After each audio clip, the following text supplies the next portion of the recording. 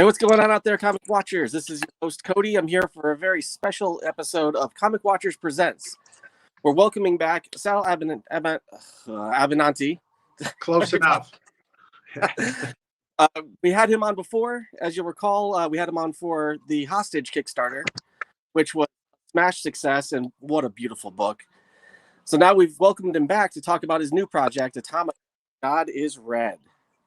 It's an omnibus of a previously self-published work. Tell us what's going on with ATOMIKA. Yeah, it was. I put it out. I'm old school, so I like to do individual issues. So I did it as 12 individual issues, and I started with an indie publisher, and it didn't pan out. And it kind of when you're putting out an indie titles are tough because a lot of comic stores just won't pick up indie titles. So it was just becoming infrequent where people that bought it had a really nice following, but yeah, people were finding it difficult to get the entire series because sometimes their store would buy 8 but wouldn't buy 6. They'd buy 2. They didn't have 11. So I've been waiting almost 10 years now to put it out as an omnibus. We did it as two trades, but because trades were all the rage at the time. But I always wanted to do an omnibus, but just kind of felt, I don't know if anybody cares anymore. I don't know if, and then along comes Kickstarter and I had all the files, and believe it or not, they put it out as an omnibus in Eastern Europe because it's a Russian character. And I was thrilled. I mean, I don't know how it did over there. I never went over there to see, or I never heard anything, but it looked beautiful when they sent me some samples. And I thought, man, I really want to do this here in the States in English. So that's what this is. Very cool. So talk to us a little bit about the way the book's described. It's described as a Cold War, but sort of from like a Cold War era sci-fi, but from almost a Russian perspective. Talk to us a little bit about what went into that planning process, the design process, all of that. Well, growing up in the 70s, Russia was always the evil empire. So yeah. I just always felt it was a cool setting for a book because I was such an enormous Jack Kirby fan. New Gods kind of was one of the reasons I wanted to become a comic artist when I read it as a kid.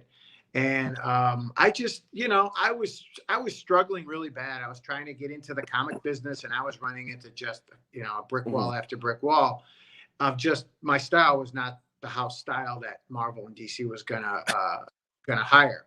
So it was at a time when putting out an indie title wasn't as desktop publishing got a lot more inexpensive. So I thought, well, let me put my money where my mouth is. And so ATOMIKA was kind of, he's basically, he's a metaphor for the God of the 20th century. He represents technology, how technology's become our God. So the more I went into it, I delved into some research into the Soviet Union.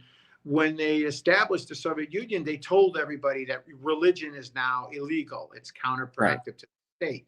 So the state is your religion. So it kind of reminds me of where we live today, where technology's become our religion, our cell phones and our computers, and we think technology is going to solve all our problems. So in some ways, became that, and then I was also a huge John Buscema Thor fan.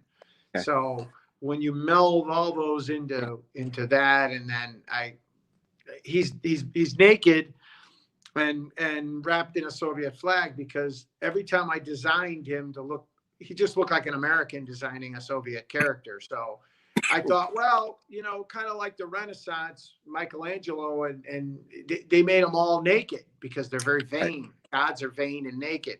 And then when you mix that with The Kids Are All Right from The Who, where they're wrapped in the Union Jack, that's kind of where I did. I said, I'll make them naked and I'll wrap them in the Soviet flag. So that's ATOMIKA in like 5 minutes or less. That's awesome. And the writer on that is Andrew Dabb, correct? Andrew Dabb. Yeah, Andrew went on to become a big guy in Hollywood. He wrote, Supernatural and a lot of television stuff. But him and I were both struggling to get in the comic business at the time. He was doing some really good work at Vertigo and stuff like that. But we became friends through seeing each other at cons. I kind of pitched him the idea about ATOMIKA, and he was like, well, sure, let me see some art. And then it kind of went from there. But he's a real, I mean, his writing in it is kind of what takes the book to a really another level, because it's kind of hauntingly poetic at the same time. Right. Nice. My artwork is just, like, well, you talk about your artwork is kind of off-brand, and you can see that a lot more. I felt like with the Hostage, with ATOMIKA, I felt like layouts and structure, like you've got clearly defined panels and gutters, and like it felt like it was a more traditional style for your personal style, although you can still see like, the abstract that kind of pours through in your art. It was a ways. Yeah, it wasn't, I was still going with the traditional template of how you do a comic with panels and gutters. And I used an inker, my friend Aldrin Buzz, inked it, and he's a magnificent inker, because I just felt that I wanted to give it a slick, professional look. And I used colorists Beth Sotelo and Christina Strain. They were working at Aspen Comics at the time, and they're amazing colorists. So I did digital coloring, because I just didn't really feel like I had the chops to paint it by hand. And then, as time progresses, when you want to put a book out, no offense to freelancers, you just get tired of working with other freelancers. And I just decided with the Hostage, I was just going to do it all myself. But with ATOMIKA, it was kind of a collaboration with other people working in the business at the time, who gave it, I wanted it to have a professional look. Yeah. Makes sense. Or at least look like I knew what I was doing, where at the time I was kind of making it up as I went along. No, for sure. You mentioned how you met Andrew at cons. Of course, we've had the last 2 years of this global, terrible, horrific pandemic. Cons have been shut down, and now they're starting to kind of reemerge. So I was hoping you could talk a little bit about what the lack of cons has been like and what the reemergence is like now. I won't lie, I loved it. I needed a break. I did cons for 20 years and straight. I did Comic-Con for 20 years in New York and Emerald, and it was part of our culture. And it was kind of like, I'd never spent Halloween. This is the first Halloween I ever spent with my kids, where I took them trick or treating. Because every Halloween I was at a show. Every summer, July, and then all the planning that goes into San Diego. Every July, 2 weeks I was at San Diego. So it was nice, but and it also kind of put us in a good, if you're an indie creator, it forced us to pivot and try to find new ways to kind of reinvent how you're going to reach the public. And so Kickstarter, if you would have told me 2 years ago I would be doing Kickstarter, I would have said no way, because at the time Kickstarter was conceived, it was more of just a fundraising way to get your project funded, which is great if you're an indie guy. But now Kickstarter is much more than that. It's a way to fund and see if anybody cares about your project, but it's also a way for you as an indie creator to do what you want to do, which is to meet the comic fan directly and not have a middleman, and to get their feedback and to get their comments, which are good and bad. You have to listen to them, what their gripes are, what they like about it, what they don't. And you can't get that when you go through a publisher or you go through Diamond. Because when I solicited ATOMIKA originally, I went through Diamond. That was the only way you did it back then. And you don't get any feedback. You just sit and wait for your orders to come in. Right. The only feedback you get is if you go to cons. You set up an artist alley, or you set up an indie press, and you go that way. Well, with the pandemic, Kickstarter is a great way to market it and just to let people see it. And if they don't like it, they don't like it. But at least I could show it to you. You could go to the page. When I fund something on Kickstarter, I know in like 3 seconds. I look at the art and I go, okay, this is either for me or it's not my thing. So I just want to see if it's something that looks cool. So, but the cons I think are going to be back. I think they're starting to come back. The fans are coming back, but I think until the publishers and the exhibitors come back, which I don't think is going to happen until next year, 22, they're not going to be the love fest, the big, huge numbers, that we're used to. But I have no doubt we'll be back. Probably for me to make you speculate or anything on the industry, but I mean, as intertwined as you are in the industry, what do you think the It'll effect? be back. People What want do to you go think the back. effect will be on Kickstarter, though? I'm Do you think sorry. that Kickstarter will remain strong with the return of Yeah, conventions, or I think it's going to continue to evolve. I think it's already evolved in the last year. I think if you Mhm. look at companies like Boom and other big companies that clearly don't need Kickstarter, right? but yet they realize it's a strong way to market your book. It's a strong Yeah. way to have a grassroots campaign, which is what Mhm. I love about Kickstarter is it's grassroots. And Right. most indie comic people are grassroots people. Yes, we've all got our titles. There's a lot of brand loyalty in comics. When you go into a comic store, you know what you want. Usually you've got your pull and you've got your Batmans and your X-Men and whatever it is you're there to buy. But with indie titles, it's a really, it's kind of like, going to a rock concert. If you suck, they'll tell you suck. They'll start throwing shit at you. So with Kickstarter, it's like I said, you can get this. You can get a straight reaction to this isn't any good or this is good, and you can also market it better. Let's face it. With the old way of going through Diamond, putting an ad in Diamond, and then going on social media and doing your thing, it's not as effective. With Kickstarter, you have a video and talk to and I can tell whether you're full of shit in 3 seconds in your video. Sure. So it's that stuff is important without the face-to-face. Yes, you Right. need the face-to-face at the cons, but with the lack of it, I think it's changing. But you're seeing a lot of big companies gravitating towards Kickstarter because they realize it's a great marketing tool. Yeah. And it's an effective marketing tool. Absolutely. I was one of the things I've been surprised about with Kickstarter is that level of almost intimacy with the artist. So like when I got my copy of The Hostage, it's signed, it's got the Atomica ash can, it's got the sketchbook, it's got Mercury Comics stickers and bookmarks, and right.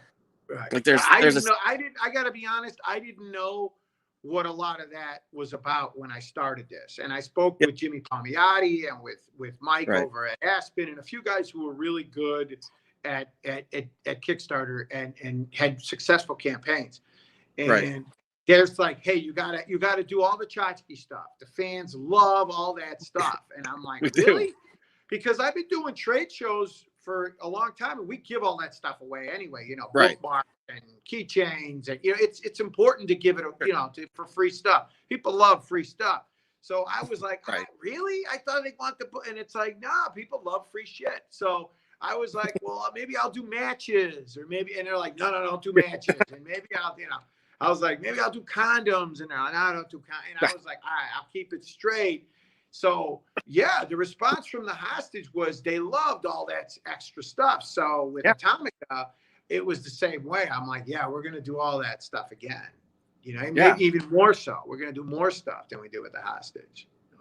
I mean, just from the Atomica ash can, like I was already in. I was like, okay, I like this. I like the look of this.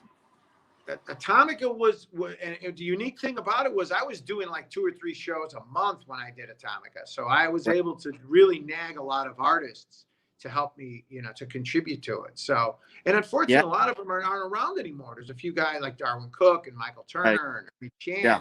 These are guys and Gene Colan, that contributed that passed away since ATOMIKA came out. So I'm excited to be able to print it in omnibus form, real nice paper, do a lithograph set, and let people see this stuff that kind of fell through the cracks at the time.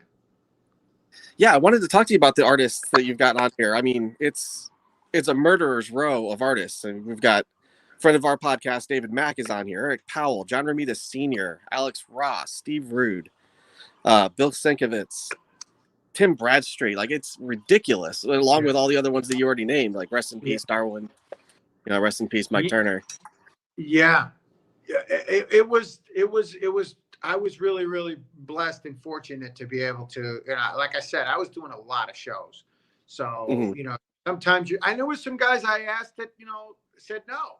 There were a few that I really wanted that I couldn't get that I wanted to contribute to it, but I was happy with what I got.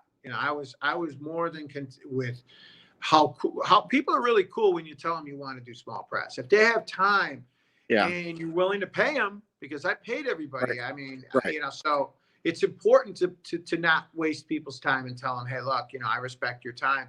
Do you think you can, and, sometimes they'll be straight with you and say, it's not my thing. And then other times they'll just kind of say, hey, I'm kind of busy. But there were a few that didn't work out, but most of the ones I really wanted,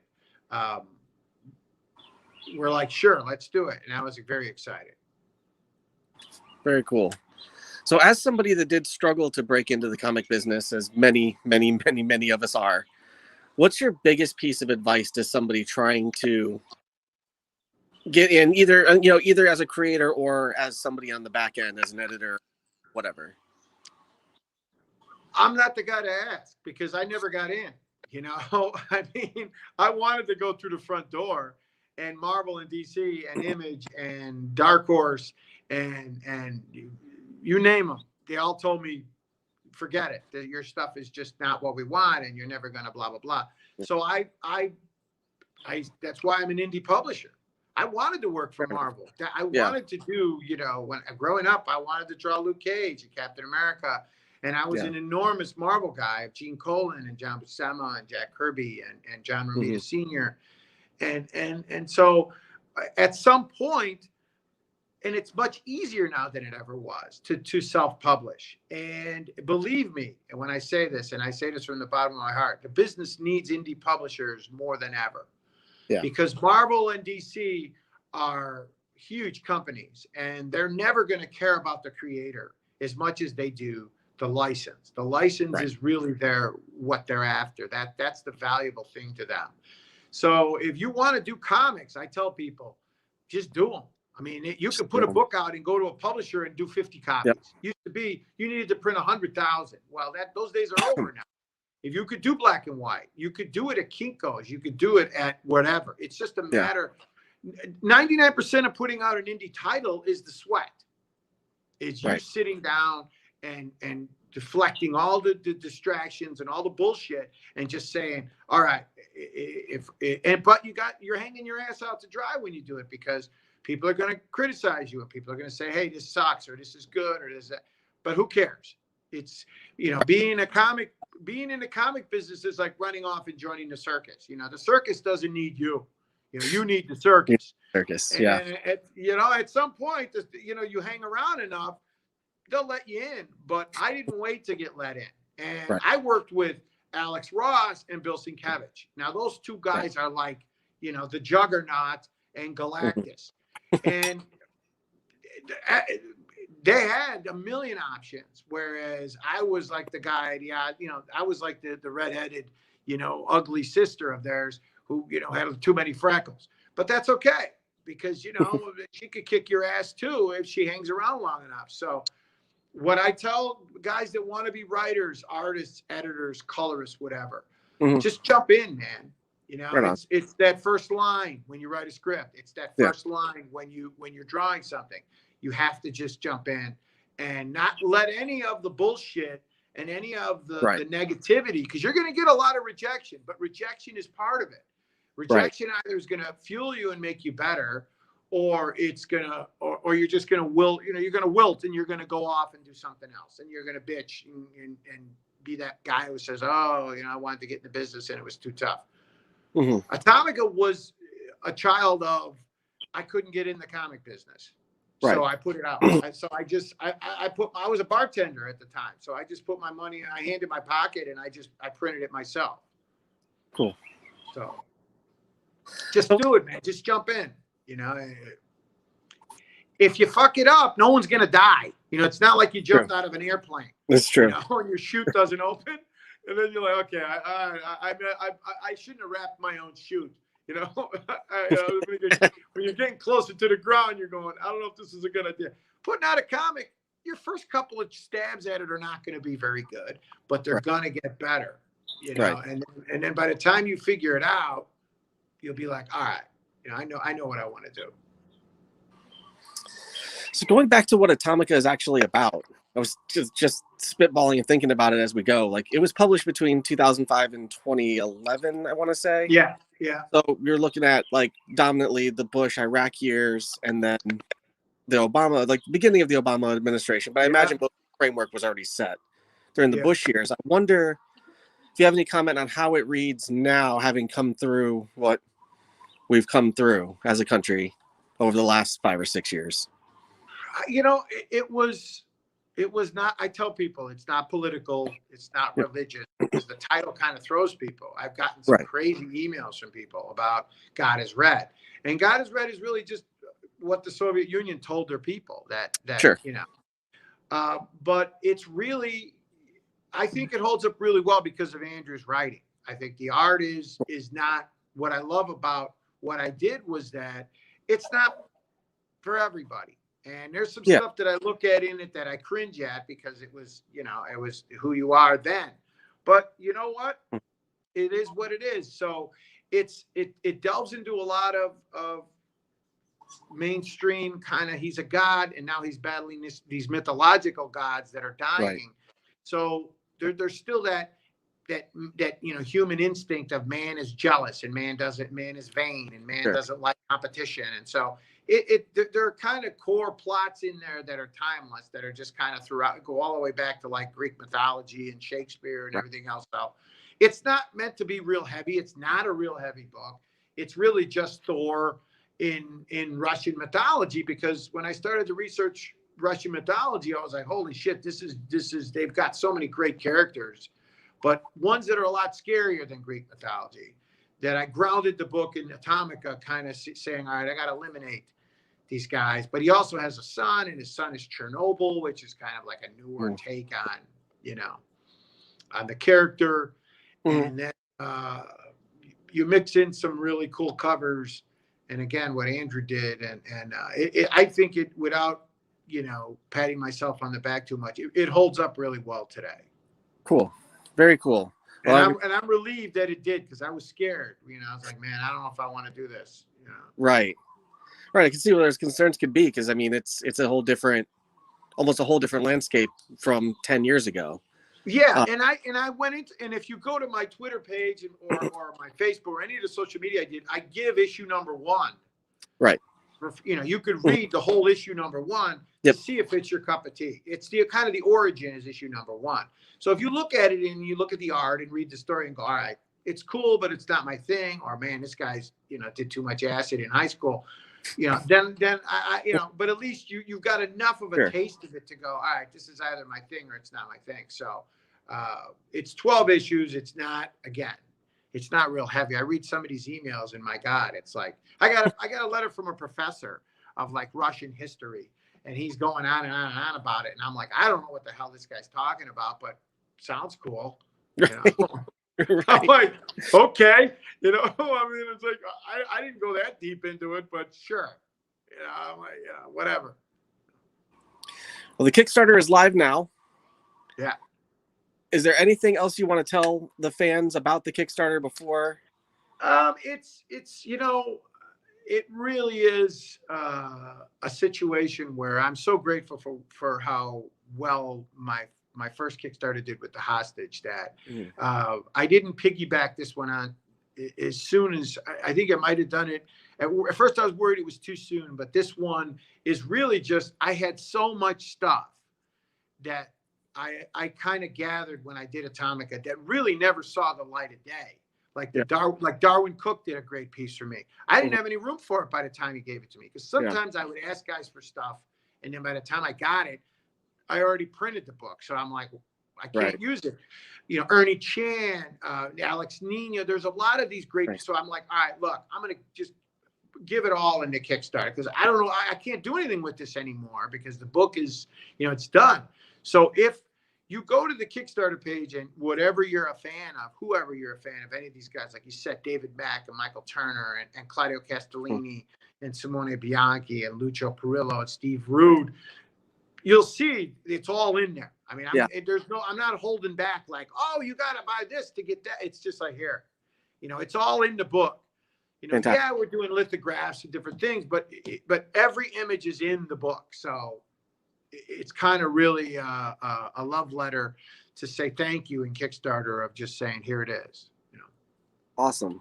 And you have a upcoming hostage release party coming November 20th. Yeah, November 20th at Challengers Comics here in Chicago. Cool. So anybody out there in the Windy City? Yeah, I'll be, I'll be there doing my thing. November 20th. It's a Saturday, so I'm pretty excited. It's like I'm used to doing signings with like big name artists where I'm kind of like working the signing, but this is actually a signing where I'm signing. So I think maybe my wife and kids will probably be the three people that show up, but we'll see how it goes. Well, awesome. Yeah. It's great. I'm looking forward to backing the project myself. I appreciate it. I really do. And like I said, if people go and they want to just check it out, you can read the whole first issue and see if it's, if it's your thing. I guarantee you won't be disappointed. Awesome. Well, it's always great to see you, Sal. We look forward to again. I really appreciate it. All right. Thank you so much. All right. And to everyone out there that's watching, have a great day. Be nice to each other. Stay safe. Stay out of trouble.